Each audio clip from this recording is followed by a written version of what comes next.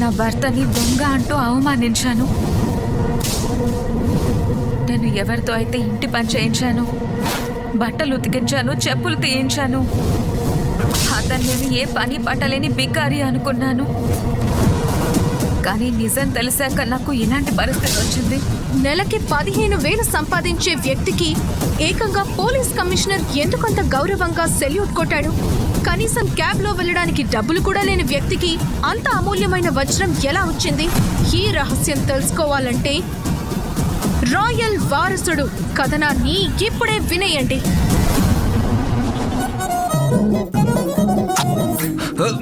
మిథున, ఏం చేస్తున్నావు? అయ్యో, తగులుతుంది. మిథున, ఆగు. అయితే చావు. కానీ విజయ్, నానమ్మ బర్త్డేకి 5 లక్షల కంటే తక్కువ విలువైన గిఫ్ట్ తీసుకొచ్చావంటేనా నిన్ను ముక్కలు ముక్కలుగా చేసేసి కుక్కకి పెట్టేస్తాను చెప్తున్నాను.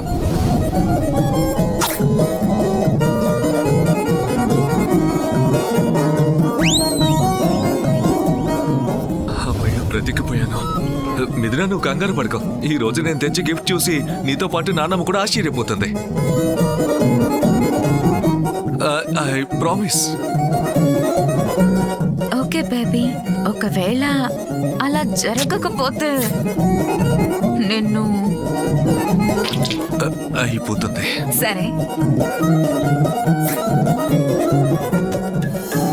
హైదరాబాద్లోని ప్రముఖ బిజినెస్ ఉమెన్ వజ్రపాటి కుటుంబ అధినేత గాయత్రీదేవి పుట్టినరోజు వేడుక జరగనుంది. ఆ నగరంలోని పెద్ద పెద్ద ధనవంతులంతా ఆ పార్టీకి రానున్నారు. మిథునకి తన నాన్నమ్మ బర్త్డేకి వెళ్లి ఒక కాస్ట్లీ గిఫ్ట్ ఇవ్వాలనుకుంది. కానీ గాయత్రీదేవి మనవరాలు మిథున చాలా టెన్షన్ గా ఉంది. ఎందుకంటే మిథున తాతయ్య ఏదో రహస్య కారణం వల్ల విజయ్ అనే పేద కుర్రాడితో తనకి పెళ్లి చేశాడు. ఈ విషయం మీద గాయత్రీదేవి ఎన్నోసార్లు మిథునని అవమానించింది. తన నాన్నమ్మకి ఒక ఎక్స్పెన్సివ్ గిఫ్ట్ ఇచ్చి అందరి ముందు తన పరువు నిలబెట్టుకోవాలని అనుకుంటుంది.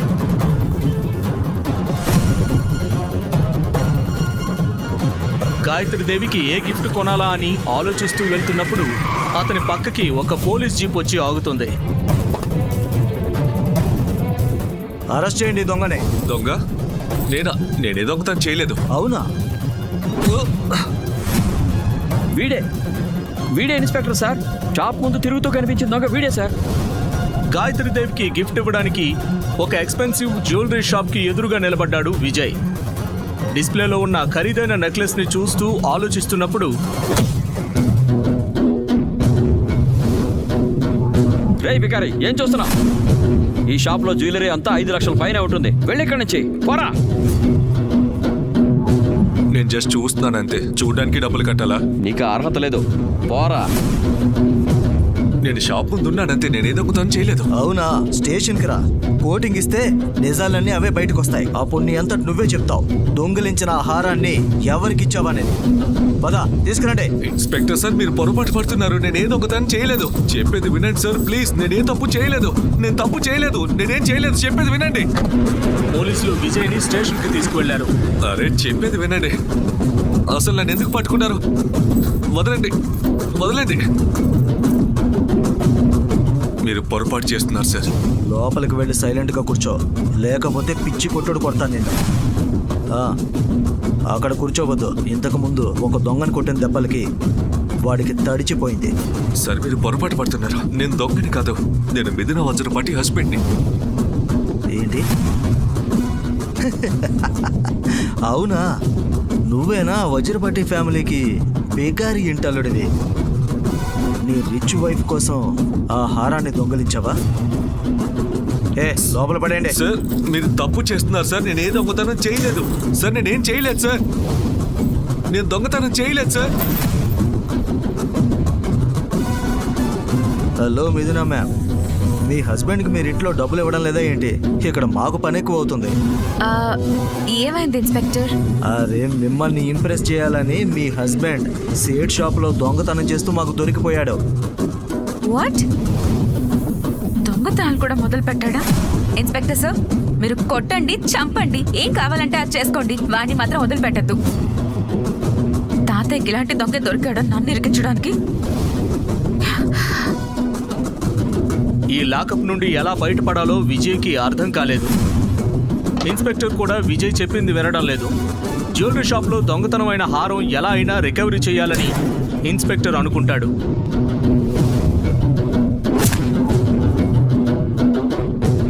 దొంగతనం చేస్తావా?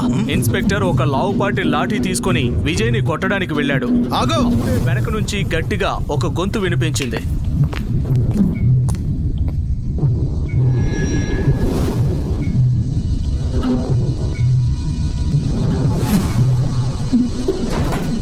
సార్, ఎంత ధైర్యం నీకు! చూస్తుంటే ఈ జాబ్ అన్నా యూనిఫామ్ అన్నా ఇష్టం లేదు అనుకుంటాను.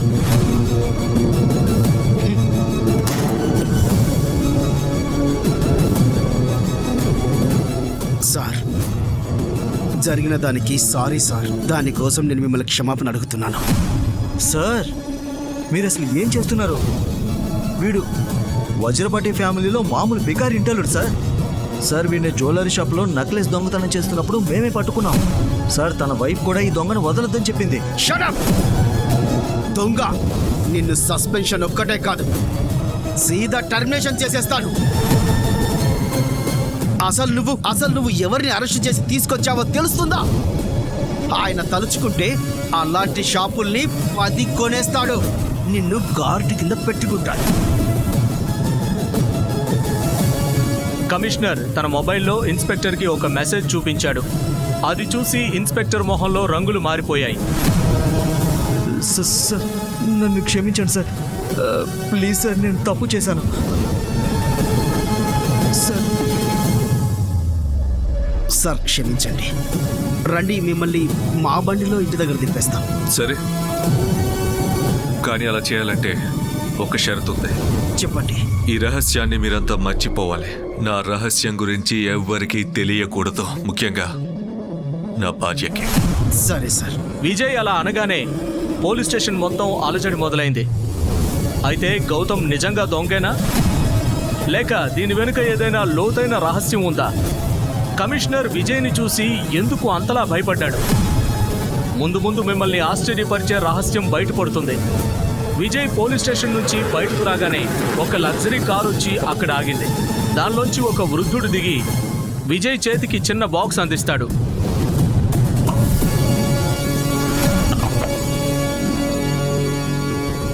విజయ్ కంగారుగా మిథున నానమ్మ గాయత్రీదేవి బర్త్డే వెన్యూకి చేరుకుంటాడు. మిథున తనని అక్కడ చూసి షాక్ అవుతుంది. కదా, నువ్వు ఇక్కడికి ఎలా వచ్చావు? దొంగ స్టేషన్ నుండి బయటికి ఎలా వచ్చావు? నువ్వు చేసిన పనికి నిన్నైతే అక్కడే ఉంచాల్సింది. నేనే దొంగతనం చేయలేదు. జ్యువెలరీ షాప్ ఎదురుగా నించున్నాను, పోలీసులు వచ్చి తీసుకెళ్లారు. నేను నిర్దోషిని ప్రూవ్ చేసుకుని అక్కడి నుండి వచ్చేసాను. సరే సరే, నిన్ను గిఫ్ట్ తీసుకురమ్మంటే ఎలాంటి గిఫ్ట్ తీసుకొచ్చావు నువ్వు? ప్యాకింగ్ కూడా ఇంత చెత్తగా ఉందో. ప్యాకింగ్ మ్యాటర్ కాదు మీద, నాదిలో ఉన్న గిఫ్ట్ మ్యాటర్.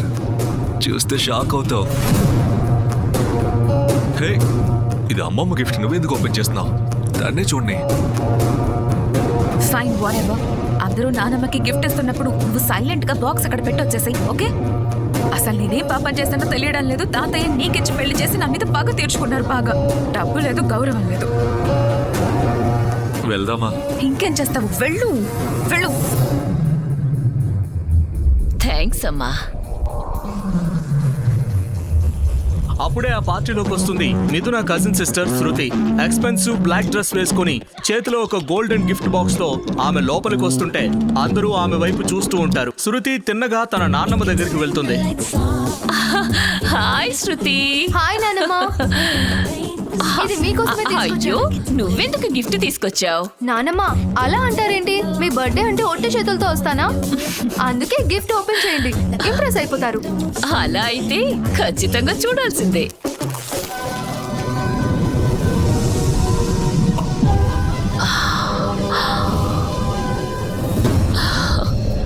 డైమండ్ పెండెంట్, ఇంత అందమైన నెక్లెస్ ని నా 75 ఏళ్ల జీవితంలో నేను మొదటిసారి చూస్తున్నాను.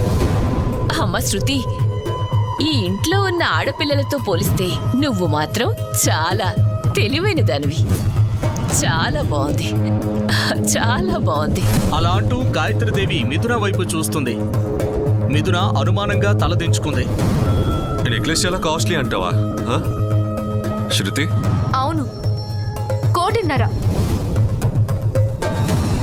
చూస్తుంటే నిన్నెవరో బకరాన్ చేశాడు. 5 lakh నెక్లెస్ ని 1.5 కోటి అమ్మేశాడు. అవునా? జేబులో 10 రూపాయలు కూడా ఉండవు నీ దగ్గర? నువ్వు చెప్తున్నావా దాని వాల్యూ గురించి? ఈ పార్టీని చెడగొట్టడానికి వచ్చావా? నువ్వు కావాలనే కదా ఇప్పుడు ఆ నెక్లెస్ ప్రైజ్ అడిగి నా మనవరాల్ని అందరి ముందు ఇన్సల్ట్ చేయాలనుకున్నావు? మామగారు, నా మీద నమ్మకం లేదు కదా, ఆ శేఖర్ గారిని అడగండి. హైదరాబాద్ లోని పెద్ద డైమండ్ మర్చెంట్ ఆయనే కదా. మిస్టర్ శేఖర్,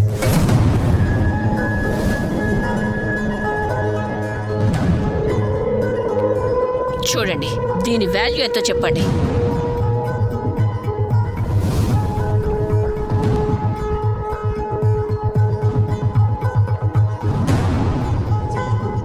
డూప్లికేట్ డైమండ్స్ ని కాస్ట్లీ డైమండ్స్ లాగా జాగ్రత్తగా కటింగ్ చేసి పెట్టారు. శేఖర్ కళ్ళని ఎవ్వరు కూడా మోసం చేయలేరు. వాళ్ళు శృతిని మోసం చేశారు.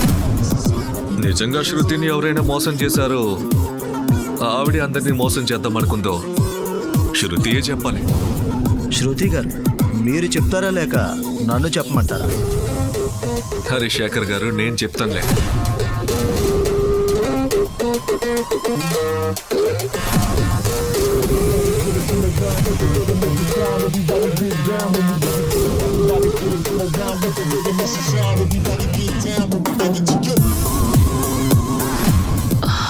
సారీ, ఇది డైమండ్ పెండెంట్ కాదు, గ్లాస్.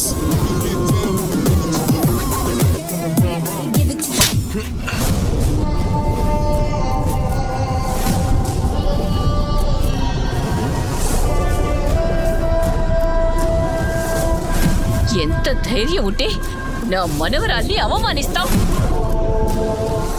ఇంతకీ నువ్వు ఏం గిఫ్ట్ తీసుకొచ్చావో చెప్పు, చూపించు బికారి.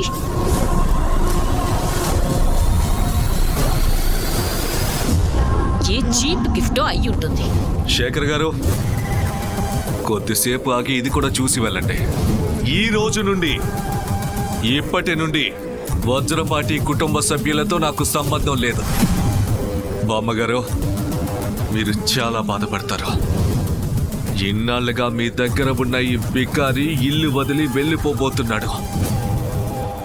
కానీ ఒకరోజు మీరు నా కాళ్ళ మీద పడి క్షమాపణ అడుగుతారు. అప్పుడు మాట్లాడదాం. అలా అంటూ విజయ్ పార్టీ నుండి వెళ్ళిపోతాడు. కానీ విజయ్ తన ప్రవర్తనతో అక్కడున్న వాళ్ళందరూ ఆశ్చర్యపోయారు. మిథునకి చాలా అవమానంగా అనిపించింది. విజయ్, కానీ గాయత్రీదేవికి విజయ్ ప్రవర్తన చాలా ఆశ్చర్యంగా అనిపించింది.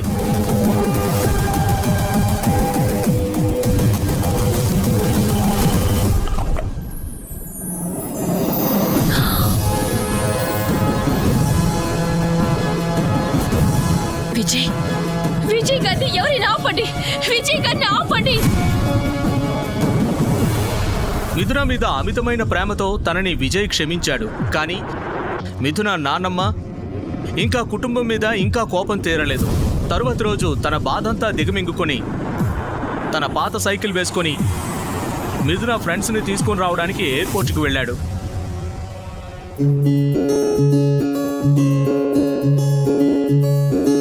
ప్లేన్ ల్యాండ్ అయ్యి 20 నిమిషాలు అవుతుంది. మిథున ఫ్రెండ్స్ విజయ్ కోసం వెయిట్ చేస్తూ ఉంటారు. ఏ రియా, ఏమైంది నీ ఫ్రెండ్ హస్బెండ్కి? ఎందుకు ఇంకా రాలేదు? ఆయన వస్తున్నాడు అనుకుంటా. నిజానికి నా ఫ్రెండ్ చాలా రిచ్. వాళ్ళ ఇంట్లో 10 కంటే ఎక్కువ కార్లు ఉంటాయి. ఏ కార్లో రావాలో అర్థం కాక కన్ఫ్యూజన్ లో లేట్ అయి ఉంటుంది. ఇంతలో క్యాబ్ లో అక్కడికి వస్తుంది మిథున.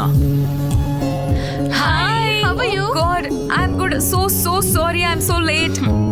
Vijay, ఒక్క నిమిషం. I just call him.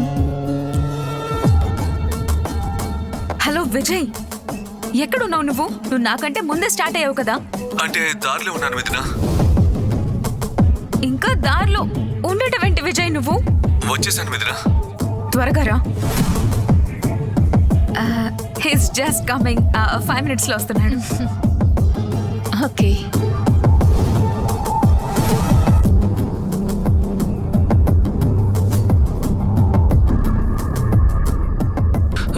Sorry, కొంచెం లేట్ అయింది. అసలు ఒక వ్యక్తి ఇలా సైకిల్ మీద ఎయిర్పోర్ట్కి వస్తారని రియా కల్లో కూడా ఊహించలేదు. ఇంకోవైపు మిథునకి చాలా అవమానంగా అనిపించింది. హే మిథున, నీ బికారి హస్బెండ్ ఇంకా ఇలానే ఉన్నాడా? మమ్మల్ని తీసుకెళ్ళడానికి డొక్కు సైకిల్ వేసుకొని వచ్చాడు. ఛీ, ఇతను మిథున హస్బెండా? నేను ఇంకా అడుక్కోవడానికి వచ్చిన బికార్ అనుకున్నా. విజయ్ అల్లుడుగా ఆ ఇంటికి వచ్చినప్పుడు ఆ సైకిల్తోనే వచ్చాడు. అది చూసి అందరూ గొల్లున నవ్వుతారు. మిథున కజిన్ శృతి వెటకారంగా నవ్వుతూ, వావ్, అక్క సూపర్. బావ మాత్రం నెక్స్ట్ లెవెల్లో ఉన్నాడు. హెలికాప్టర్లో పెళ్లి కొడుకు మండపానికి రావడం చూశాను, కానీ ఇలా సైకిల్ మీద రావడం నేను ఎప్పుడూ చూడలేదు. మిథున, ఇప్పుడే చెప్తున్నాను, పారిపోయి ఇక్కడి నుంచి. ఈ రోజు ఫ్యామిలీలో నీ పరువు పోయింది. రేపొద్దున ప్రజలందరి ముందు నువ్వు అవమానాల పాలైపోతావు.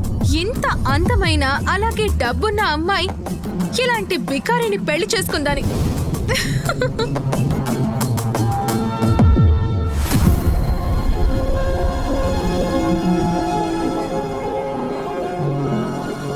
నువ్వు అసలు ఏం చేస్తున్నావో అర్థమవుతుందా విజయ్? అందరి ముందు నా పరువు పోయింది తెలుసా? నా ఫ్రెండ్స్ తీసుకెళ్ళడానికి నువ్వు నీ డొక్కు సైకిల్ మీద ఎయిర్పోర్ట్కి ఎందుకు వచ్చావు? నీకు అసలు బుర్రుందా? నీకు ముందే చెప్పాను కదా ఇంట్లో ఉన్న కార్ తీసుకురమ్మని. ఇంటికి వెళ్ళాను మీదనా, కానీ ఒక్క కారే ఉంది. నేను ఆ కార్ కీస్ తీస్తున్నప్పుడు ఇంట్లో ఉన్న పనివాడు కార్ తీసుకెళ్ళకుండా అడ్డుకున్నాడు. ఏం చేయండి నేను? Oh God, I don't believe you Vijay. నువ్వు మరి ఇంత తెలివి తక్కువగా ఉంటే అందరూ నిన్ను ఇలాగే ఆడుకుంటారు. ఏంటి? నువ్వు ఇంటికి అల్లుడు అయ్యుండి కూడా పని వాళ్ళందరూ నిన్నే తిడుతూ ఉంటారు. You know why? ఎందుకంటే నువ్వు చేతగాని బికారివి కాబట్టి. సరే, కార్ లేదు, క్యాబ్ లో అయినా రావచ్చు కదా. కానీ నా పర్సులో 75 రూపాయలే ఉన్నాయి. సైకిల్తో ఇక్కడికి వచ్చి నీ దగ్గర డబ్బులు తీసుకుందాం అనుకున్నాను. యు నో వాట్, నేను నీకు కొంచెం డబ్బులు ఇస్తాను, కొంచెం విషం తీసుకుని వచ్చేసాయి. నీలాంటి భర్తతో వేగడం కంటే నేను చచ్చిపోవడమే బెటర్ అనుకుంటా. యు నో వాట్, మేమిప్పుడు సిటీలోని అతిపెద్ద హోటల్ డివైన్కి వెళ్ళబోతున్నాము. నువ్వు ఈ లగేజ్ అంతా క్యాబ్లో పెట్టి ఇంకా అలాగే నీ సైకిల్తో మమ్మల్ని ఫాలో అవ్వ, అర్థమైందా? అక్కడికి వచ్చి మా లగేజ్ అంతా బయటికి తీసి పెట్టాలి. ఇదే నీ పనిష్మెంట్.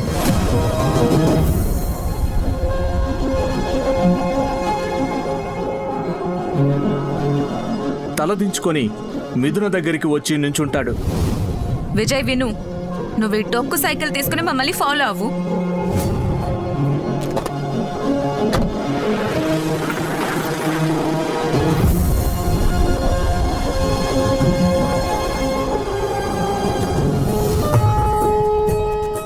మిథున ఇంకా తన ఫ్రెండ్స్ హోటల్ రిసెప్షన్ కి చేరుకుంటారు.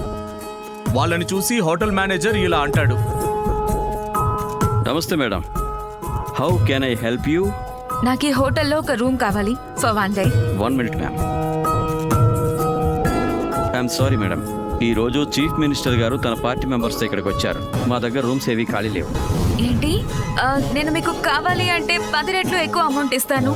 దయచేసి ఒక్క రూమ్ ఇవ్వండి ప్లీజ్. ఈ రోజు అయితే లేవు, మరో 3 రోజులు మా దగ్గర రూమ్స్ ఖాళీ లేవు. ఎందుకంటే సీఎం గారు మరో 3 రోజులు ఇక్కడే ఉంటారు. అసలు నేనెవరో తెలుసా మీకు? మీరేం చేస్తారో తెలీదు, నాకు ఒక్క రూమ్ అలాట్ చేయాల్సిందే మీరు ఇప్పుడు.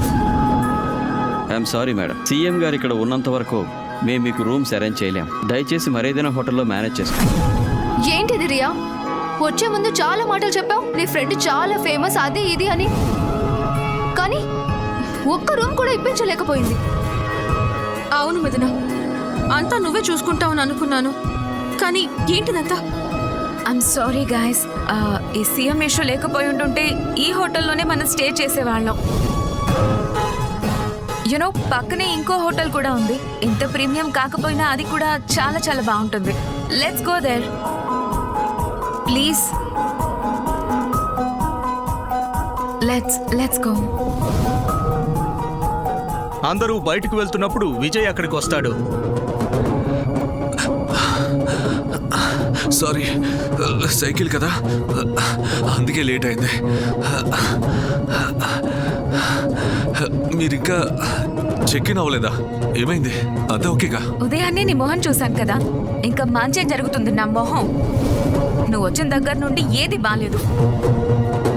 నీ బదులు ఈ మేనేజర్ని పెళ్లి చేసుకుని ఉంటే ఇప్పుడు నా పరువు పోకుండా ఉంటుంది. సార్, సార్ మీరిక్కడ?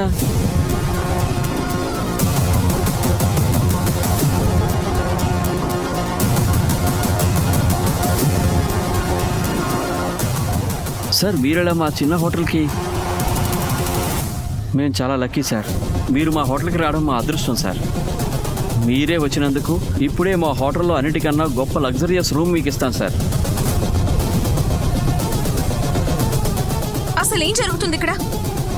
మా కోసం అడిగినప్పుడు 3 రోజుల వరకు రూమ్స్ లేవన్నారు, కానీ ఈ బికారికి స్పెషల్ రూమా? హౌ? ఏమన్నారు మీరు? బికారియా అంటే మీకు సార్ గురించి తెలియదన్నమాట. విజయ్ సార్ అంటూ మేనేజర్ ఏదో చెప్పే లోపే విజయ్ డివైన్ హోటల్ కు వచ్చాడన్న విషయం లోపల తెలుస్తుంది. వెంటనే ముఖ్యమంత్రి తన మంత్రులతో బయటకు వస్తారు. ఆ దృశ్యం చూసి మిథున, రియా ఇంకా తన ఫ్రెండ్స్ విజయ్ సార్. చెమటలు పట్టేస్తాయి.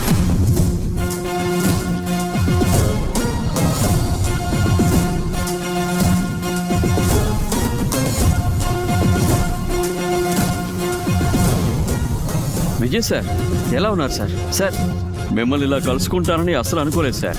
నిజం చెప్పాలంటే ఈరోజు నేను నా పార్టీకి లక్కీ డే సార్. ఎలక్షన్స్ వస్తున్నాయి సార్. మీ సపోర్ట్ మాకే ఉంటుంది అనుకుంటున్నాను. దేశం అంతా ఒకటే మాట్లాడుకుంటుంది సార్. విజయ్ సార్ సపోర్ట్ ఎవరికైతే ఉంటుందో వాళ్ళదే అధికారం, వాళ్ళదే ప్రభుత్వం. విజయ్ సార్ మిమ్మల్ని ఇలా కలవడం చాలా సంతోషం సార్. తనని ఇంతగా ఆదరించడం చూసి విజయ్ అసౌకర్యంగా ఫీల్ అయ్యాడు. ఇంకోవైపు మిథున ఇంకా తన ఫ్రెండ్స్ కి ఏం అర్థం కావడం లేదు. డబ్బుల కోసం చేయి చాచే విజయ్ ముందు రాష్ట్ర ముఖ్యమంత్రి ఇంకా 7 స్టార్ హోటల్ మేనేజర్ చేతులు జోడిస్తూ నిలబడ్డారు. అప్పుడే విజయ్ కళ్ళతో ఇద్దరి వైపు చూస్తూ ఏదో సైగ చేశాడు. వెంటనే ఏదో అర్థమైనట్టు ముఖ్యమంత్రి ఇంకా తన పరివారం అక్కడి నుంచి వెళ్ళిపోతారు. వాళ్ళు వెళ్ళిపోయిన తర్వాత విజయ్ ఇలా అంటాడు. అసలు ఏం జరుగుతుంది హోటల్లో? వీళ్ళు నన్ను వేరే విజయ్ అనుకున్నారు. నాకు కూడా అదే అనిపించింది. ఈ విజయ్ లాంటి బికారి గాన్ని సీఎం ఎందుకు కలవడానికి వస్తారు అని. అల్లుడు గారు, అల్లుడు గారు, అల్లుడు గారు. అప్పుడే మిథున నాన్నమ్మ గాయత్రీదేవి అక్కడికి వస్తుంది. ఆవిడ చేతిలో విజయ్ ఇచ్చిన గిఫ్ట్ బాక్స్ ఉంటుంది. అల్లుడు గారు, దయచేసి నన్ను క్షమించండి. మీరు మా ఇంటికి రాకపోతే మేము చాలా పెద్ద సమస్యల్లో పడతాం. నాకు అస్సలు తెలియదు ఎంత పెద్ద తప్పు చేశానో. ఈ గిఫ్ట్ చూసిన తర్వాతే నాకు అర్థమయ్యింది మీరిచ్చిన గిఫ్ట్ 100 కోట్ల విలువైందని. అయ్యో, ఎంత పెద్ద తప్పు చేశాను. మిమ్మల్ని నేను గుర్తించలేకపోయాను. దయచేసి నన్ను క్షమించండి అల్లుడు గారు, క్షమించండి. ఈ బామ్మని క్షమించండి.